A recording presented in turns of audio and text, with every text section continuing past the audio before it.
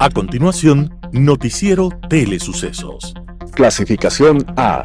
Apto para todo público. Un noticiero pensado para usted porque se lo merece. Nos acercamos a la realidad desde diferentes perspectivas. Noticiero Telesucesos. Primera parte del Noticiero Telesucesos con las noticias más importantes del día.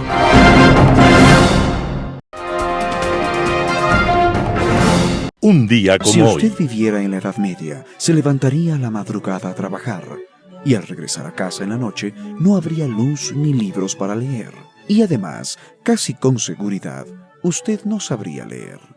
Su cabeza estaría llena de historias, de fantasmas y milagros, de apariciones, del infierno, del cielo y el pecado. No tendría nada en qué pensar. Sabría que el sol gira alrededor de la tierra y que abajo, en las entrañas de la tierra, que es plana, está el infierno. En ese ambiente de Edad Media, al norte de Italia, nació un joven que se dedicó al extraño oficio de pensar. Se llamaba Giovanni Pico della Mirandola y años más tarde se convirtió en uno de los grandes humanistas de su tiempo. Pico della Mirandola, antes de los 20 años, dominaba el griego, el latín, el hebreo, siríaco y el árabe. Y era un erudito en historia y filosofía, y poco tiempo después se hizo monje dominico.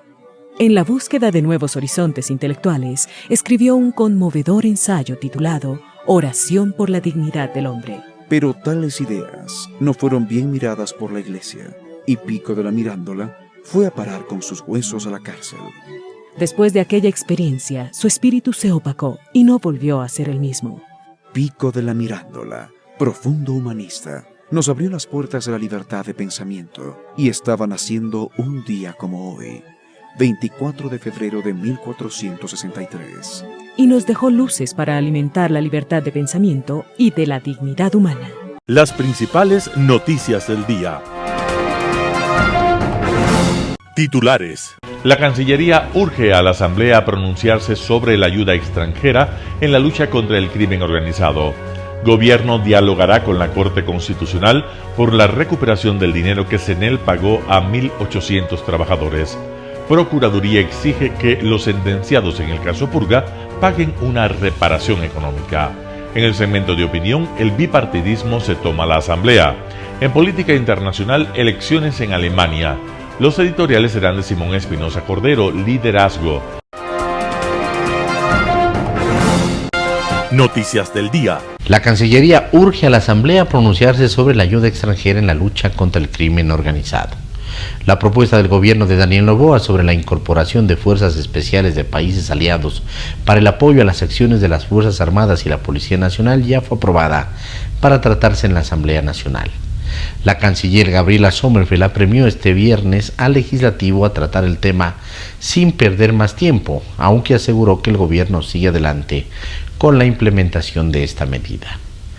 Lo que ha pedido el presidente Noboa es respaldo y aprobación a la Asamblea Nacional, porque tenemos que ser un solo país en la lucha contra los grupos de delincuencia organizada transnacional, explicó Sommerfeld. Según la canciller, esta medida consiste en reforzar capacidades que actualmente mantienen las fuerzas de seguridad ecuatorianas. Sin dar detalles sobre los acuerdos de cooperación que se estarían definiendo, la canciller adelantó que las acciones se tomarán para reforzar las capacidades de las fuerzas de seguridad en Ecuador a través de grupos especiales con capacidades especiales e incluso tácticas con equipamiento tecnológico. Sommerfeld también indicó que el día jueves se celebró una primera reunión interinstitucional en materia de seguridad para analizar las áreas en las que se pueden fortalecer capacidades y los países aliados con los que se podría cooperar. La Asamblea Nacional retomará el 25 de febrero el tratamiento de la moción de la bancada de gobierno Acción Democrática Nacional ADN, que pide apoyo para que fuerzas extranjeras ayuden al combate del narcotráfico y el crimen transnacional. El anuncio lo hizo este 21 de febrero el secretario del Legislativo Alejandro Muñoz, horas después de que la Cancillería urgiera, a través de un comunicado, a que se reanude cuanto antes el debate de forma presencial. El gobierno dialogará con la Corte Constitucional por la recuperación del dinero que CNEL pagó a 1.800 trabajadores. luego de que la Corte Constitucional dispuso que los 1.800 trabajadores de la empresa pública CENEL devuelvan el dinero que recibieron por beneficios del contrato colectivo, todavía no se ha definido cómo se concretará esa devolución. Este 21 de febrero de 2025, la ministra de Energía, Inés Manzano, dijo que conversarán con la Corte Constitucional para definir la forma más adecuada para que los trabajadores devuelvan alrededor de 114 millones de dólares a la empresa pública CENEL. Aunque la sentencia de la Corte menciona que el valor a devolver son 79 millones, Manzano dice que el valor más actualizado por todos los que los trabajadores recibieron suma 114 millones de dólares. La Corte Constitucional dispuso que los trabajadores devuelvan ese dinero en un plazo de 3 años a la empresa pública, esto es, en 36 meses. Los descuentos se deberán hacer mediante sus roles de pago mensuales. No obstante, Manzano dijo que hay casos en los que los trabajadores quedarían con sueldos de $0 por la alta cuota que les correspondería pagar como descuento. De ahí que está previsto que el Ministerio consulte con la Corte y defina un mecanismo para no perjudicar a estos trabajadores. Manzano aseguró que el primer paso fue definir que ya desde el rol de pagos de febrero los 1.800 trabajadores dejarán de recibir los beneficios del contrato colectivo que habían estado teniendo. Procuraduría exige que los sentenciados en el caso Purga paguen una reparación económica. Al haberse comprobado en el caso Purga la existencia de una estructura criminal dentro del sistema judicial de la provincia del Guayas, en la que líderes y colaboradores participaban activamente y que se ha demostrado que la estructura estaba diseñada para planificar y ejecutar actividades delictivas con el objetivo de favorecer a sus miembros y a terceros a través de decisiones judiciales, obteniendo así beneficios económicos de manera ilegal, la Procuraduría General del Estado, PGE, solicita al Tribunal de Juicio que define el pago de una reparación integral de $733.205.32. El planteamiento fue realizado por la abogada de la Procuraduría, María José Dalgo, la tarde de este jueves 20 de febrero último, durante su alegato de clausura dentro de la audiencia de juzgamiento contra 13 personas acusadas del delito de delincuencia organizada.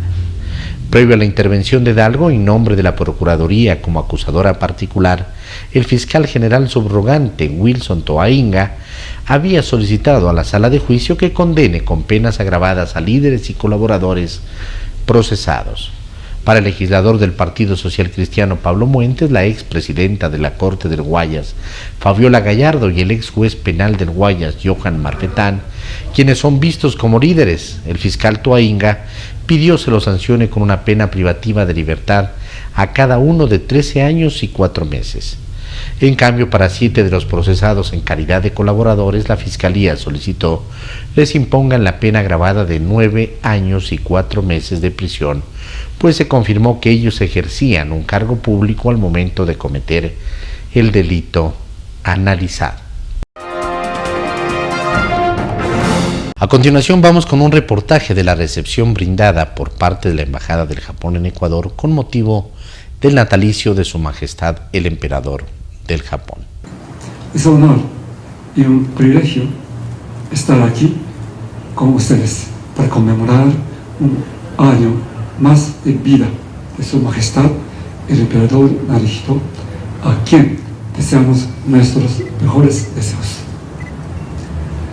Me han dicho que hablar frente a una audiencia es como bailar. Si te caes, te levantas y sigues adelante. Espero no caerme ante tan distinguida audiencia, pero si lo hago, al menos espero que todos disfrutemos el espectáculo. Este día no solo es una oportunidad para rendir homenaje a Su Majestad, sino también para fortalecer nuestros lazos de amistad, así como reflexionar sobre los valores que unen a nuestras dos naciones, tales como la democracia, la promoción de la paz y el desarrollo sostenible. Hoy queremos afirmar nuestro compromiso de cooperación, respeto mutuo y el deseo de construir un mundo más justo y pacífico. El 2024 fue un año arduo y de trabajo fructífero, ya que en el mes de julio tuvimos las séptimas consultas políticas. Entre los temas tratados estuvieron la lucha contra el crimen organizado, la colaboración en prevención de desastres y el incremento del intercambio económico. En el ámbito multilateral, ambos países coincidieron como miembros no permanentes del Consejo de Seguridad de la ONU, tiempo en el que trabajaron estrechamente en diversos temas como la no proliferación de armas y el apoyo a la solución pacífica de los conflictos. Pese a que su periodo ha concluido, Japón y Ecuador seguirán trabajando para afrontar los retos globales. En lo que respecta a nuestra cooperación bilateral, quiero destacar el proyecto de la planta de energía geotérmica de Chachimbiro, a través del cual queremos impulsar la que será la primera planta de energía geotérmica del país. En nombre del gobierno y del pueblo ecuatoriano, quiero extender mi felicitación a Su Majestad Imperial, al gobierno y al pueblo japonés en esta significativa fecha que simboliza la historia, la unidad y la herencia de una gran nación.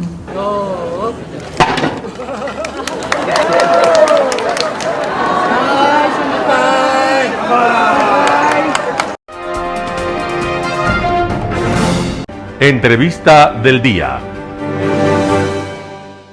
En Radio Sucesos estuvo Medardo Oleas, expresidente del Tribunal Supremo Electoral, hablando del Fondo Electoral de Partidos Políticos con baja votación. Escuchemos lo que nos dice.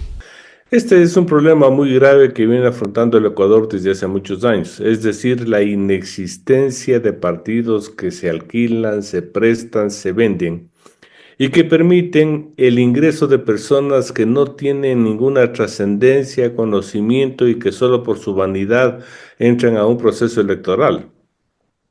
Ellos malutilizan lo que es el esquema institucional de participación democrática y congestionan el sistema. Eso perjudica la calidad de la democracia y aumenta el rechazo ciudadano a esas organizaciones que no tienen respaldo alguno. Esto se originó cuando se permitió el reconocimiento de muchas organizaciones políticas. Llegamos a tener 280 entre movimientos y partidos que fueron inscritos con firmas falsificadas. O sea, un delito abrió las puertas para que estas organizaciones participen en política. Y ahí están las consecuencias. ¿Cómo pueden haber en las últimas elecciones de 14 candidatos que entre todos, sumando entre todos, nos llegan al 4%? Y que incluso son superados por los votos nulos y blancos, que es peor. Superados por los nulos y blancos, cuando la ley dice que si no se obtiene el voto en 2 elecciones pluripersonales consecutivas del más del 4% deben desaparecer. Pero aquí esto se debe a la falta de control. El Consejo Nacional Electoral no hace nada.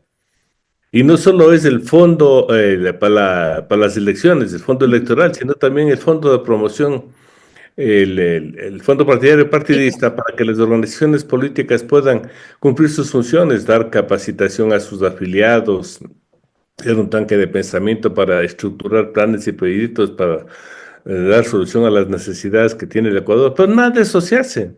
La ley, por ejemplo, otorga una facultad al Consejo Nacional Electoral para que si un movimiento no da cursos de capacitación y se investiga que efectivamente no ha funcionado como tal, puede ser borrado de los registros de las organizaciones. Entonces yo creo que, además de estar planteando la devolución, que sí tendría que analizarse si en 2 elecciones no han sacado el mínimo, establece la ley, lo que se debe plantear en forma muy seria son ciertas reformas mínimas para que desaparezcan estos movimientos que no aportan nada a la democracia, no aportan absolutamente nada. Y eso es lo que venimos peleando desde hace algún tiempo, pero como el sartén del mango lo tiene la Asamblea Nacional, se impide que se hagan reformas básicas. Mire usted que solo hay que hacer una reforma, exigir por ley que todas las organizaciones políticas, llámese partidos o movimientos, tengan un padrón electoral, en base del cual se vote mediante el voto directo y secreto en la elección de dignatarios para acabar con los niños de los partidos y en la designación de candidatos. Fernando Carrión, sociólogo y docente universitario, estuvo en Radio Sucesos y hace un análisis electoral de cara a la segunda vuelta. Vamos con la nota. Bueno, yo creo que aquí hay dos hechos previos. Uno primero, me parece que estamos dentro del proceso electoral y esta se inscribe precisamente ahí porque de alguna manera falló lo de las bases militares. ¿Y por qué digo que falló? Por el tema temporal. Pero en este caso me parece que va a pasar exactamente igual, pero sin embargo va a quedar en la población electoral el intento que hizo el presidente por traer organizaciones militares del exterior, y eso es lo que está pidiendo la población. La población pide incluso si pueden venir marcianos, mejor, porque se ve que hay una necesidad imprescindible de esta situación. Y la segunda cosa ya es ver las características que va a tener. No se conoce realmente de dónde van, de qué países van a venir, para qué van a venir, etcétera, lo cual de alguna manera está mostrando la hipótesis primera que les señalo. Pero en la práctica, digamos, esto sería, a ver, hay dos vías como para hacer esto. La primera es la que se está tratando, que es una reforma constitucional para el tema de las bases militares, artículo 5 de la Constitución. La segunda es hacer tratados con países. Existe uno vigente desde hace poco tiempo, que es con Estados Unidos, que fue aprobado incluso por la Corte Constitucional. No sabemos en qué estado está este tema del apoyo militar estadounidense. ¿Se acuerda usted que iban a venir a ir a los barcos con los militares, a dar instrucción, que iban a tener ciertos privilegios incluso? ¿Es esto? Bueno, de hecho, este rato nosotros tenemos uno que se implantó en la época de el presidente Lenín Moreno, donde se suponía que se iba a hacer una especie de triángulo utilizando las Islas Galápagos para el control de la cuenca del Pacífico. Luego con Guillermo Lasso se amplió esta cooperación con los Estados Unidos para trabajar temas de inteligencia, para trabajar en temas de asesoría, etcétera, etcétera, nunca bien informados. Y ahora me da la impresión que sería una vía adicional de fortalecimiento con los Estados Unidos, a pesar de que no se señala eso. Yo siempre he sostenido, como no se señala en todas estas normas jurídicas, pues va a depender quién gane la presidencia de la República, y entonces si no es Noboa y es, por ejemplo, el caso de Luisa González, pues podría venir de otros lugares. Podríamos pensar, por ejemplo, que puede venir de China, que puede venir de la Unión de Rusia, en fin. Entonces, me parece que toda esta discusión está inscrita en la campaña electoral. Por eso es que el Parlamento no está dando las respuestas más necesarias, y por eso es que incluso, por ejemplo, desde la Cancillería se presiona a la Asamblea para que tomen esta decisión. En Impacto Informativo, Antonio Ricaurte, analista político, habla. ISA definió su apoyo a la Revolución Ciudadana. Escuchemos lo que opina. A ver, vivimos en una sociedad tan moderna, tan comunicada, con tanta información, que los jóvenes y la gente en general ya no se guían por lo que le digan otros por quién tiene que votar. Ahora ya no es época en donde el profesor, en donde el papá, en donde la mamá, en donde el cura, el líder o el político le dicen al ciudadano por quién votar. Entonces hay que tomar en cuenta primero esto. Segundo, tomando en cuenta lo dicho, primeramente, nadie, ningún partido, ningún político endosa votos. Lo que él sacó es de él, no puede endosar votos. Habrá un porcentaje importante de la votación de Pachacuti, de Leonidas Issa, que podrá irse donde Luisa González. Por supuesto que sí, porque es una votación un poquito más radical, un poquito más cercana a las acciones que ha venido emprendiendo históricamente el movimiento indígena, las paralizaciones, las protestas, y que pueden sintonizar con las tesis de la Revolución Ciudadana. Por supuesto que sí, pero no quiere decir que si es que Leonidas Issa dice hay que votar por este o por el otro, o el Consejo de la CONAIE o el Consejo Directivo de Pachacutic toman la decisión de apoyar a tal o cual candidato, van a votar todos quienes votaron por él. Eso no es así, los votos no se endosan, y como te digo, no es época en la que el papá, la mamá, en la que el cura, en el que los profesores, etcétera, etcétera, pueden influir en el voto del ciudadano. Eso ya no es así. Entonces, cualquier cosa pueden decir ellos, depende de los candidatos que son los que toman la decisión, perdón, los que hacen campaña para poder generar una adhesión del votante, depende de la campaña que realicen para que entonces puedan lograr la votación de los candidatos que no tuvieron oportunidad de llegar a la segunda vuelta, y de captar el voto blanco también, indeciso. No obstante, lo que tú dices que va de la mano con ese criterio de que los votos no son endosables, pero Leonidas Issa insiste en tratar de masificar, pues, en su movimiento Pachacutic y en la CONAIE una línea de conducta, una línea de apoyo, y por eso, hablando pues de un posible apoyo a Luisa González, él dice: Correa no va a gobernar, es imposible que gobierne por teléfono. Parece que nos repite lo que a él le han dicho y él quiere creer que va a ser así. ¿Tú qué crees? Pues, es una posición respetable y hay que respetar la posición de Leonidas, pero te vuelvo a repetir, o sea, ningún dirigente, ningún candidato, ningún político endosan votos. O sea, la gente no se deja influir por absolutamente nadie a la hora de tomar una decisión electoral. Votaron por Leonidas, pero esos electores no van a votar por el que él diga.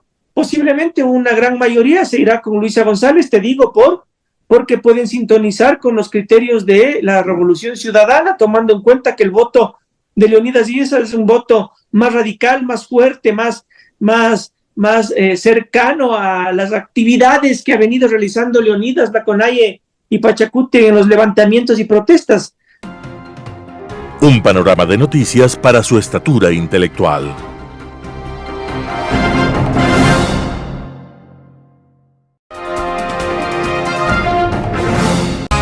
Poder Ciudadano, con el doctor Patricio Gijón. El bipartidismo se toma la nueva Asamblea Nacional. Noboa ganará la segunda vuelta.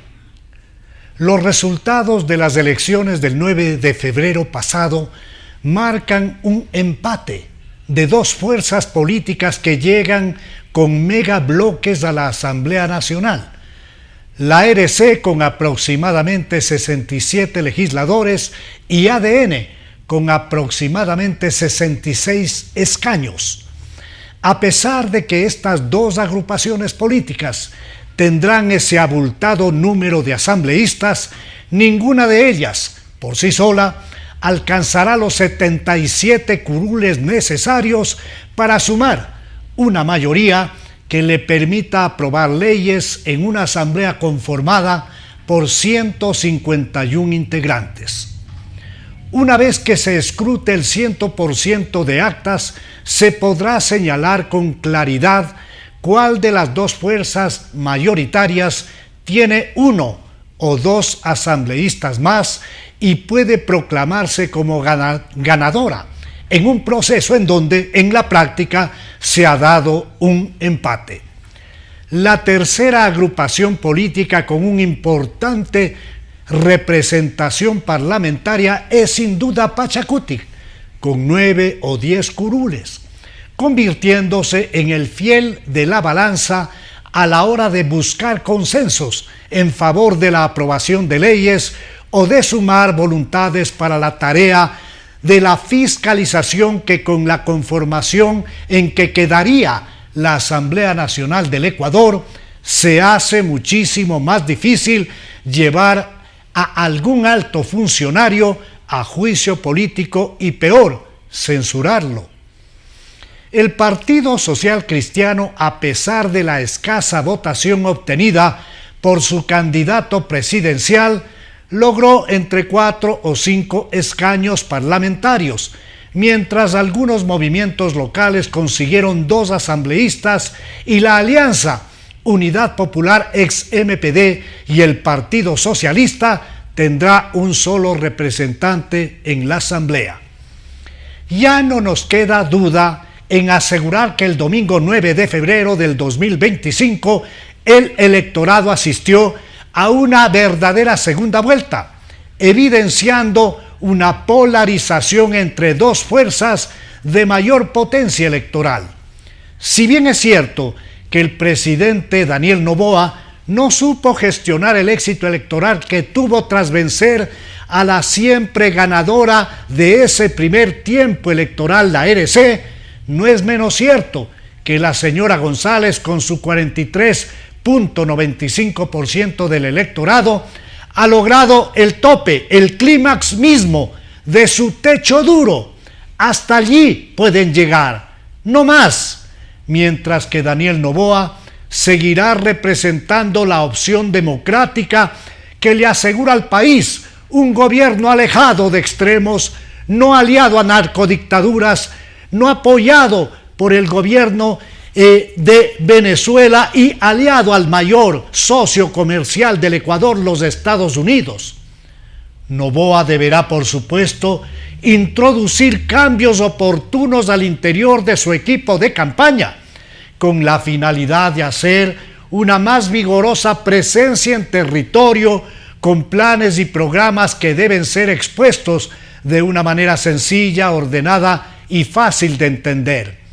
Esos planes, esos programas deberán contener las respuestas que la población demanda en función de saber cómo se va a reforzar el Plan Nacional de Seguridad, Paz y Desarrollo, por ejemplo. ¿Cómo se va a lograr abrir miles de plazas de empleo y trabajo para incorporar a una población desesperada y empobrecida? ¿Cómo se va a apuntalar los sistemas de salud, educación y seguridad social en el Ecuador? Son esas las respuestas que debe transmitir con sobriedad y certeza Daniel Noboa, sin descartar que las mismas sean editadas y recreadas para difundirlas y multiplicarlas por medios telemáticos. El anticorreísmo y el antinoboísmo deben ser superados por el patriotismo, por el voto responsable, informado, racional, meditado. El voto emocional debería ser sustituido por el voto racional. Todavía hay alrededor de un 20% de la población que todavía no se ha pronunciado. De ellos, la mitad al menos no asistió a votar en primera vuelta y acudirá a la segunda. Hay que añadir además a quienes emitieron un voto protesta anulando o dejando en blanco la papeleta. La segunda vuelta ciertamente marca un borra y va de nuevo para que los candidatos propongan un gran acuerdo nacional tejiendo alianzas con otras agrupaciones políticas y sociales. El Ecuador podrá salir de su crisis únicamente con una carta de navegación segura establecida en el tan anhelado Acuerdo Nacional. Los votos no son de propiedad de ningún líder. En el caso del movimiento indígena, podría darse una orientación que cuide la identidad y la fuerza de Leonidas Issa, quien a todas luces aspira a seguir en carrera presidencial y le conviene preservar su propuesta de una izquierda moderna, no radical, ni satélite de populismos con careta de izquierda. Les conviene, por tanto, mantenerse al margen de un respaldo al correísmo. Mucho más cuando fue precisamente ese gobierno el que arrebató la casa de la CONAIE y mantuvo fuertes confrontaciones de persecución a líderes indígenas que cometían el pecado de discrepar con la verdad de las sabatinas oficiales. La gran batalla que los demócratas tenemos que librar está en la ruta de evitar que nuestro hermoso país caiga en manos de populismos cuya práctica abusiva y totalitaria está a la vista. En sus 10 años de gobierno en el Ecuador y en lo que podemos advertir por verdadera angustia lo que viven los venezolanos, los nicaragüenses, los cubanos, los coreanos del norte. La gran batalla de los demócratas ecuatorianos deberá entregar a Daniel Noboa Sin un claro mandato que esté en la dirección de consolidar una verdadera democracia, entendida esta como un moderno sistema de organización social capaz de ofrecer al pueblo eficaces, concretas y justas posibilidades en la toma de decisiones dentro del Estado, así como en el disfrute de la seguridad, el trabajo, la salud, la educación, la justicia, la cultura y el bienestar colectivo.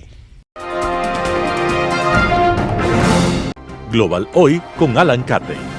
Elecciones en Alemania. Este artículo, este comentario fue escrito y grabado el día viernes anterior a la elección. En septiembre de 1928, tras la ruptura de una coalición de varios partidos, entre los que se hallaba la socialdemocracia alemana, el SPD, se celebraron las elecciones federales para la renovación del Parlamento. Ajustadamente y luego de perder 500.000 de votantes, el SPD logró de todas maneras mantenerse como el partido más votado. Lo sorprendente fue el crecimiento del Partido Nacional Socialista de Hitler, que multiplicó por 7 su anterior votación al obtener el 19% del voto, convirtiéndose en la segunda fuerza política del país. El siguiente año, 1929, traería el desastre mundial de la caída de la bolsa en New York, con la Gran Depresión como consecuencia. Para Alemania, que todavía estaba afectada por su crisis económica e inflacionaria por el pago de las reparaciones a los vencedores de la Primera Guerra Mundial, la Gran Depresión fue un desastre, quedando duramente golpeada, alcanzando niveles de desempleo altísimos y la consiguiente angustia y malestar social. En 1933, ese estado anímico se manifestó con la duplicación del voto nacional socialista, que llegó al 36%. Con acuerdos con partidos de la misma tendencia nacionalista, Hitler logró ser elegido canciller de Alemania y formar con algunos ministros de sus asociados el que sería el último gobierno democráticamente elegido en Alemania hasta 1949, luego de la Segunda Guerra Mundial y su macabro saldo de más de 50 millones de muertos, la destrucción de Europa y el horror del Holocausto. A 97 años de distancia temporal, Alemania va otra vez a unas elecciones anticipadas tras la ruptura de una coalición en el gobierno en medio de una compleja y caótica situación interna y externa, signada por las profundas diferencias respecto a la inmigración, con sus implicaciones en la seguridad, la persistente brecha económica entre la antigua RDA y la Alemania occidental, una severa crisis en la economía y en la industria alemana que ha visto el cierre de plantas automotrices emblemáticas que debieron cerrar sus puertas y despedir obreros, con la recesión sin visos de ser superada y más bien con el temor de un ahondamiento ante unos entornos comerciales internacionales que no alientan precisamente a una salida próxima. Las encuestas, que en países serios tienden a ser más creíbles que en otros lares, dan la ventaja a los cristianodemócratas de la CDU con el 30% del voto y marcan una dura caída del SPD del canciller Scholz, que del 26% de 2021 caería al 15% en 2025. Un descenso de casi el 50%, bajando al tercer lugar en las preferencias, por detrás de la AfD el partido de la derecha radical alemana, que alcanzaría, según las encuestas, el 20% del voto, con lo que duplica su votación respecto del 10% de la que obtuvo en 2021.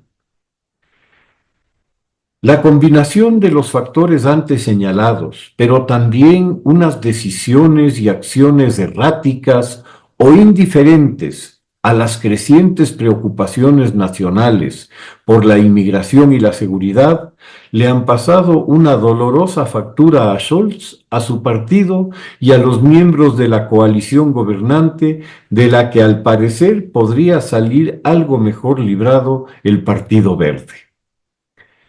Para colmo, la próxima elección tiene lugar en el peor momento posible para Alemania desde la perspectiva internacional, ante la profundidad del viraje político del gobierno norteamericano a raíz de la posesión del presidente Trump.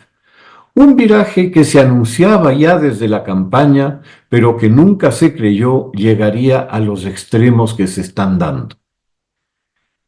Las declaraciones del vicepresidente Vance en Múnich la semana pasada, anunciando en efecto, si no el retiro de los Estados Unidos de la OTAN, sí al menos una radical reducción de sus compromisos junto al retiro de grandes contingentes de tropas estacionadas desde hace muchos años en Europa y sobre todo en Alemania, junto al acercamiento de Trump a Putin con el despectivo trato a Ucrania y a Europa, excluyéndolas de las conversaciones con Rusia para un problemático acuerdo de paz en Ucrania, a la que ha acusado de ser la culpable de la guerra por no rendirse tras ser agredida. Se complica aún más la situación ante la real condición de las Fuerzas Armadas alemanas y europeas, desprovistas de las capacidades más elementales para afrontar una realidad a la que le dieron la espalda por demasiado tiempo, sin afrontarla pese a las señales que durante al menos 10 años llegaban respecto del renacido imperialismo ruso y su absoluta indiferencia por el derecho internacional y los tratados por ella firmados.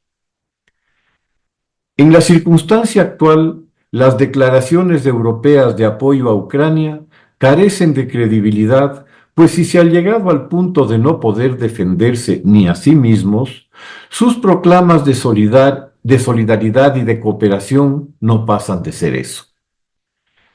Comprensiblemente, el clima electoral en el momento se define con la palabra que flota hoy no solo sobre Alemania, sino sobre toda Europa: incertidumbre.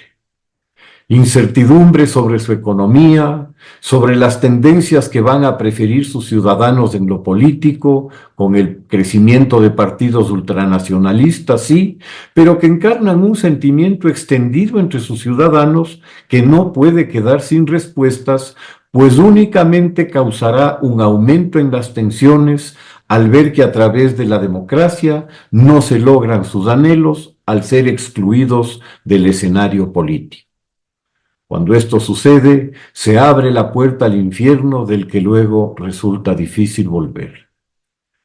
Al triunfador de las elecciones le aguarda sin duda un camino espinoso y cuesta arriba.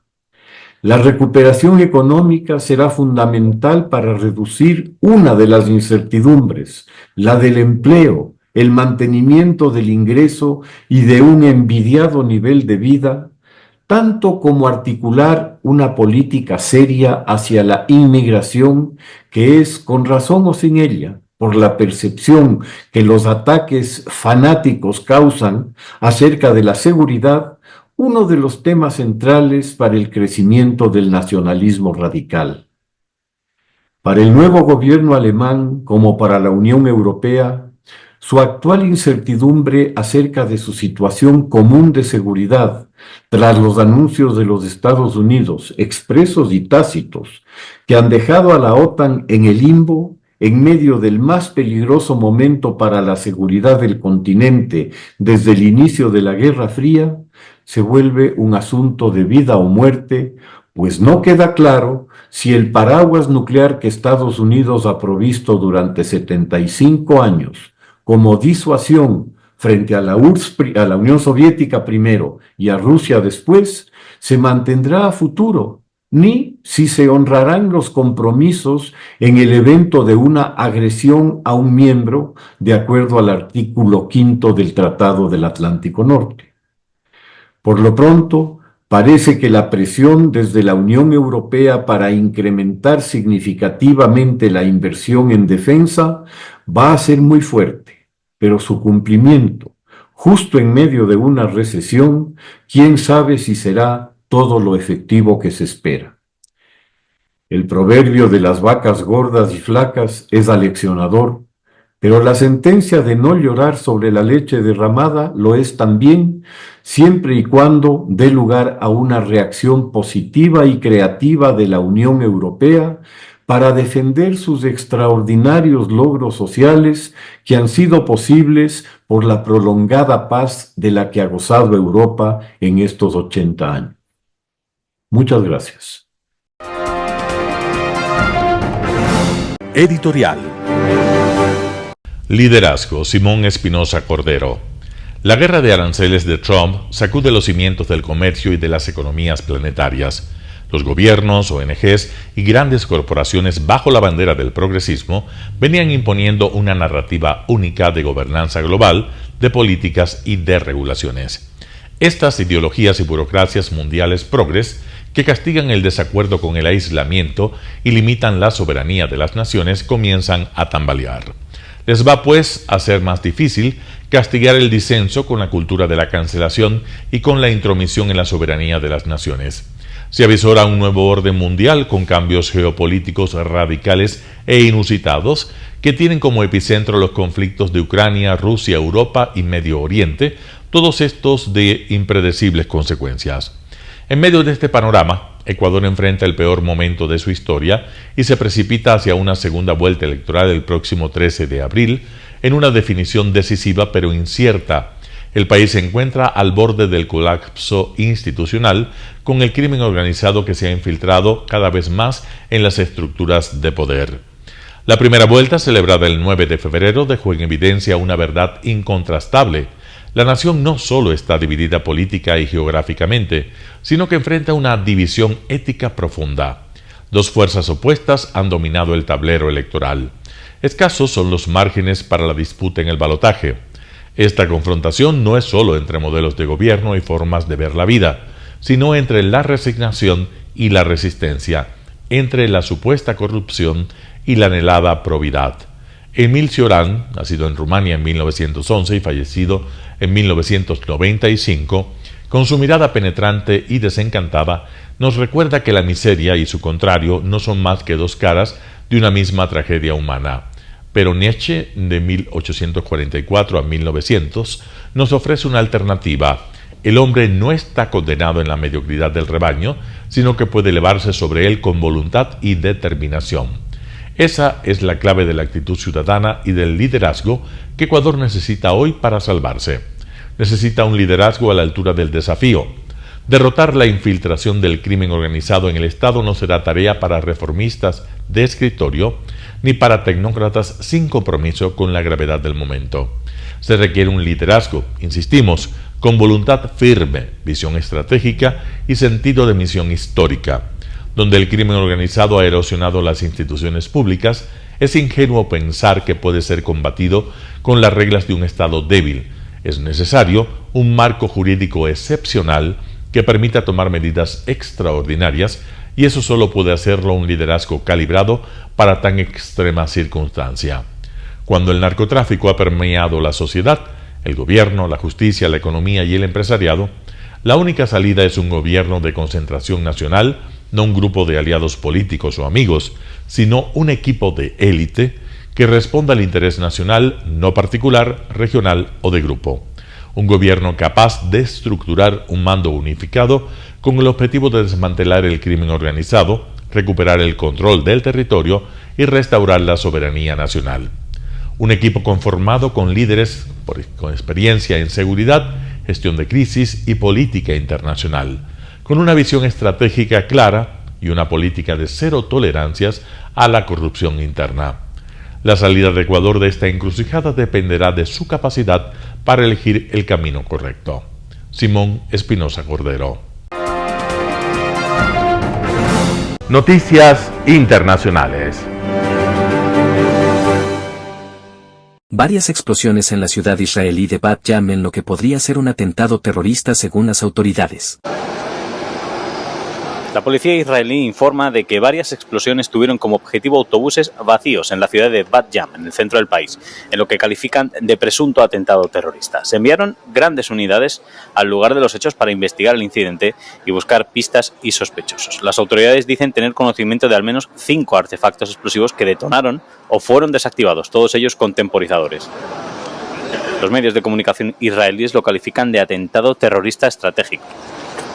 El primer ministro Benjamin Netanyahu ha convocado una reunión de emergencia para tratar el incidente. La policía afirma que no se han producido víctimas y que la investigación sigue su curso.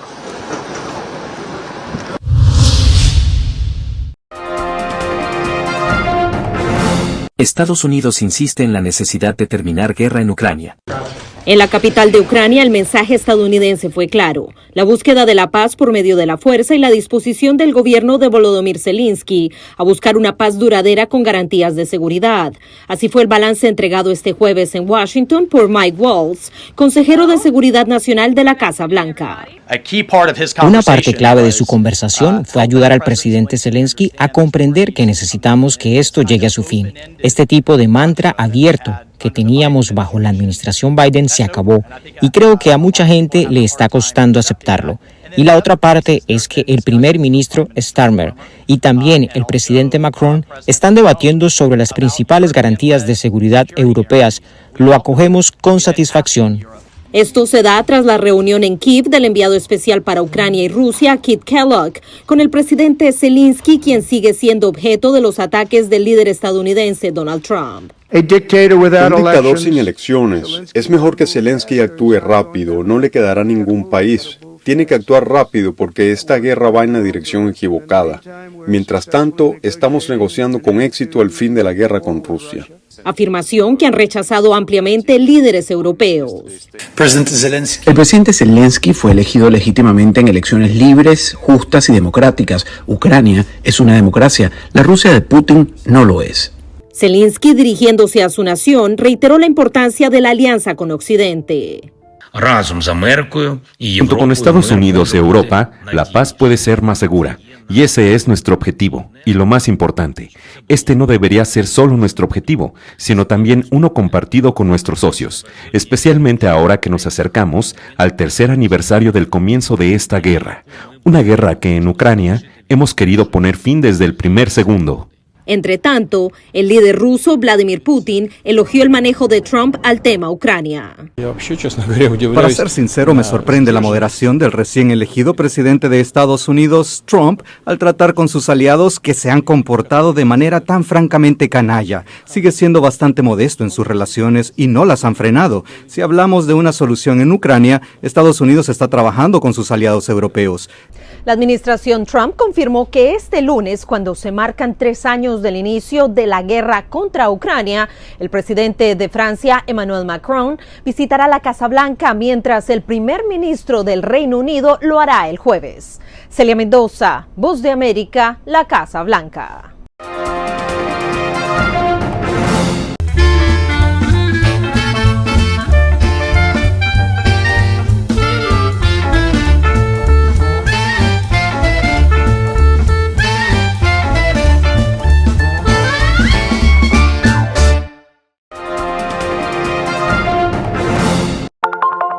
Telesucesos, Canal 29 UHF de la ciudad de Quito. Un canal de televisión abierta. Siempre inédito. Para una audiencia especial. Somos cultura, educación, salud, opinión calificada, normas de vida. Y todas las tardes, de lunes a viernes, desde nuestros estudios en Arena Telesucesos, escenario propio destinado a promover el deporte. En tiempo real. Usted y su familia en su televisor desde la comodidad de su hogar disfrutarán de los partidos, eventos, campeonatos que realizamos diariamente de ecuavóley, básquet, box, lucha libre, cachascán, gimnasia, artes marciales, tenis de mesa, fútbol sala, transmisiones en vivo de los principales partidos de fútbol barrial y colegial. En fin, somos un canal inédito, inéditos en el deporte. Transmisiones de acción y conocimiento en el deporte. Espacio diario conducido por el arquitecto David López todas las tardes, de lunes a viernes, de 4 a 5 de la tarde. Siempre inéditos y distintos, siempre jóvenes. Personajes jóvenes de generaciones nuevas.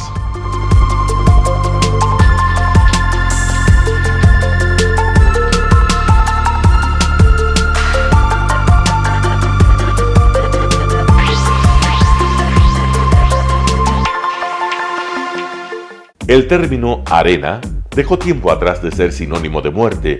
Hoy es un espacio de vida, de desarrollo de una de las actividades básicas del comportamiento humano, el deporte, que quizá, como ninguna, moviliza sentimientos y emociones, elimina como principio la violencia, intereses personales, trampas, desunión e intrigas. El deporte, con sus valores, solo deberá entregar mensajes de bien para mejorar las actuales estructuras sociales y políticas en deterioro en las que vive nuestro país.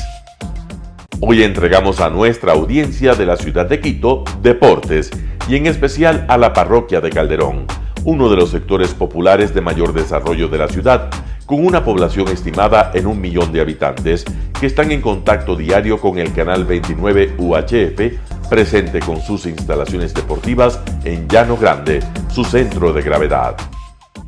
Telesucesos, desde nuestro estudio principal y en el de Arena Telesucesos, es el único medio de televisión que transmite de lunes a viernes 4 horas diarias de diversos eventos y novedades deportivas: el ecuavóley, básquet, tenis de mesa, halterofilia, taekwondo, esgrima, box, cachascán, gimnasia olímpica. Pueden ser observados en Canal 29 UHF y en todas las redes sociales en su televisión, sin ningún costo, desde la comodidad de su hogar, en nuestro canal y en las redes sociales. Arena Telesucesos es el escenario en donde el deporte tiene vida. Nuestros invitados y jugadores están en la cancha junto a usted y como nunca antes en la pantalla de su televisor, acercándole a un espectáculo inolvidable de luz, color y fiesta. Por fin usted encuentra el deporte que practica y que nunca es transmitido ni considerado por otros medios de comunicación con la importancia que nosotros le damos. El ecuavóley es el gran protagonista en una cancha con todos los estándares y comodidad para su práctica. Es el único deporte ecuatoriano con partida de nacimiento ecuatoriana. Somos inéditos, nos acercamos al deporte popular de nuestra gente que comparte nuestros esfuerzos. En Arena Telesucesos, aparte del atractivo de los eventos deportivos que transmitimos con nuestra señal a los televisores de su hogar, también entregamos muchos de los valores que encierra el deporte y en especial privilegiamos nuestra identidad nacional en el ecuavóley, jerarquizando su presencia como el deporte con partida de nacimiento en nuestro país. Telesucesos no solo entrega en su programación de deportes un espectáculo, sino que impulsa, privilegia y exige a quienes participan que sean parte de los valores y méritos que el deporte encierra: esfuerzo, superación, perseverancia, respeto, solidaridad, compañerismo, disciplina, puntualidad, sana competencia, honradez en la cancha y fuera de ella. La práctica deportiva siempre generará beneficios positivos para su cuerpo y entregará salud estable, pero refuerza además la identidad personal y premia siempre el éxito conseguido. Estamos entregando a nuestra ciudad con Arena Telesucesos un esfuerzo más de un medio que es fiel a su identidad y que a través de sus contenidos de salud, cultura, opinión calificada y ahora deportes, pretende difundir lo que, aparte del entretenimiento, requiere nuestra gente. Lo hasta ahora realizado está hecho con mucho esfuerzo, pasión y el entusiasmo de nuestra parte, de nuestros empleados, trabajadores y pequeños empresarios que creen en nuestras motivaciones. hemos dado los primeros pasos para este proyecto que seguiremos haciéndolo gracias a ustedes. ¿Cómo llegar? Nuestras instalaciones se encuentran en el norte de la ciudad, en un sector de gran crecimiento y desarrollo urbano al que se accede a través de la vía E35, más conocida como la Avenida Panamericana Norte.